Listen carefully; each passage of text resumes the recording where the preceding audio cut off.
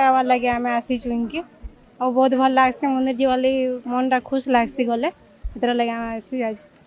भावना तो बहुत किसी अच्छे हम बिजनेस के अंदर आगे बढ़े पारमु आम जेनटा मन भावुँ यहाँ हो पार्बा भगवान के पाके आसू सब पाके आसिक जेनटा मनस्कामना करमु तार पूर्ण हवा बोली आम आसी भल लगला शांति लगला। हाँ मनस्कामना पूरा हम लगी आई इनके बाबा दर्शन कर मन मजा पूर्ण करवा लगे जेनटा कहलु आज बहुत बढ़िया परिवेश अच्छे बढ़िया लगुच आवार बहुत बढ़िया लगला हमको नदी खड़ी अच्छी बहुत बढ़िया लगुच मंदिरटा भी बोलवा लगे भी बढ़िया जगह अच्छे